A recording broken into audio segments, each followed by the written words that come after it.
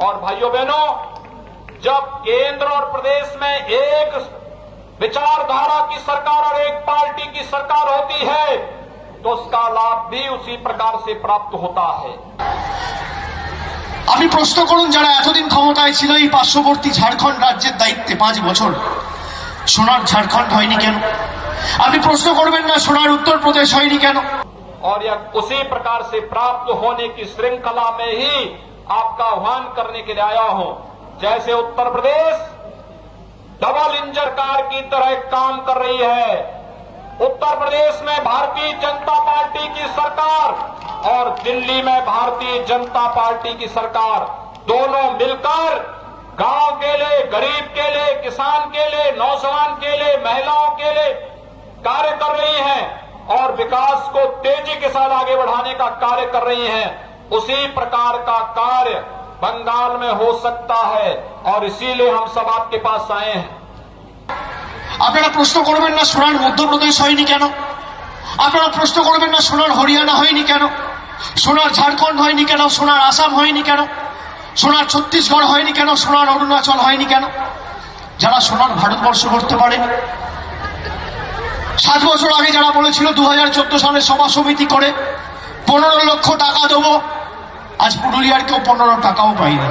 मोदी जी ने देश के अंदर इंफ्रास्ट्रक्चर डेवलपमेंट के माध्यम से रोजगार की संभावनाओं को कैसे बढ़ाना है, इसकी सोच मोदी जी ने देश को दी और वैश्विक मंच पर भारत की प्रतिष्ठा बढ़ा करके भारत के 135 करोड़ नागरिकों का सम्मान वैश्विक मंच पर कैसे होना चाहिए, यह सोच भी भारत की जनता का वैश्विक मंच पर सम्मान देने का कार्य भी मोदी जी ने दिया है। বলেছিল বছরে 2 কোটি চাকরি দেবো, পুরুলিয়ার কোন বুথে কেউ 2 জন চাকরি পেয়েছে নরেন্দ্র মোদীর সরকারের অধীনে? কেউ বলতে পারবে? বলতে পারবেন মায়েরা বোনেরা? আমার মায়েরা এখানে আছে। মাতৃশক্তি নারী শক্তি না জাগিলে ললনায় বিশ্ব জাগে না। আমি মায়েদের জিজ্ঞেস করবো, ভারতবর্ষের একমাত্র মহিলা মুখ্যমন্ত্রী মমতা বন্দ্যোপাধ্যায়, যার বিরুদ্ধে আজকে লড়াই করছে ভারতীয় জনতা পার্টির সর্বভারতীয় নেতারা, আজকে ডেলি প্যাসেঞ্জারি করছে বাংলায়, কি করে মমতা বন্দ্যোপাধ্যায়কে উৎখাত করে বাংলার দখল নেওয়া যায়। আপনারা চান মমতা বন্দ্যোপাধ্যায় দিল্লির বর্ষতা স্বীকার করুক? আপনারা চান মমতা বন্দ্যোপাধ্যায় একজন মহিলা হয়ে বহিরাগতদের কাছে আত্মসমর্পণ করুক? আপনারা চান দিল্লির শক্তির কাছে মাথা নত করুক?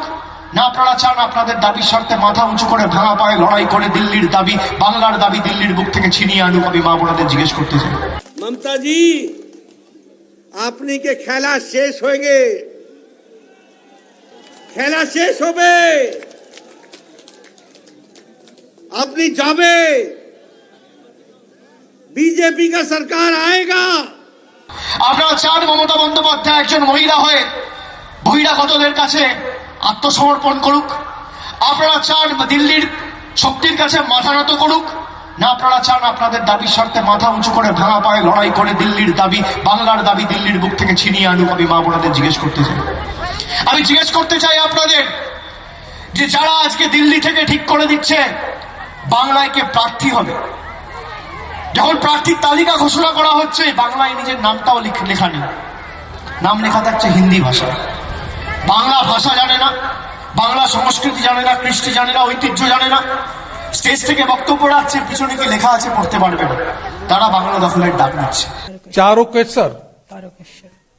চারুকেশ্বর ই বেহাল আছে, বেহাল হতো না, বেহালা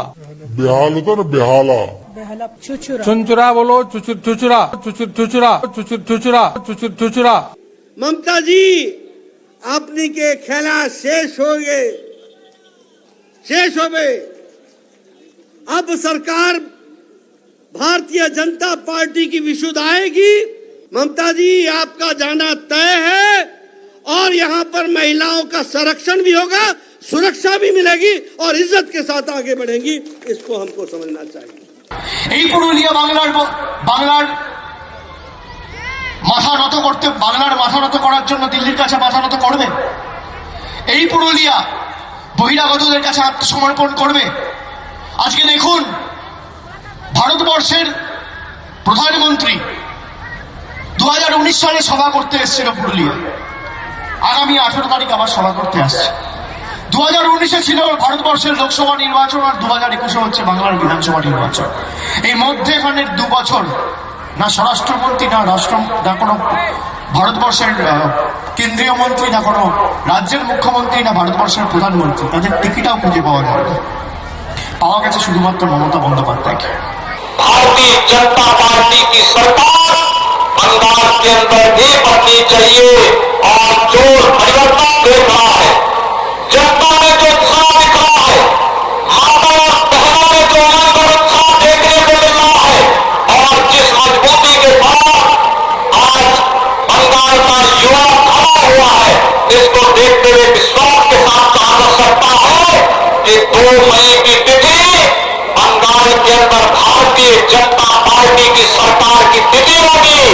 জনগণ সাবধান, বিজেপির হাতে যা যা আছে সেই সব নিয়ে মনে রাখবেন, করবেন না ওদের জয়গান। ওরা গেলে 12টা বাজিয়ে ছেড়ে দেবে। কয়েকটা গুন্ডা তারা এখন বিজেপি করছে।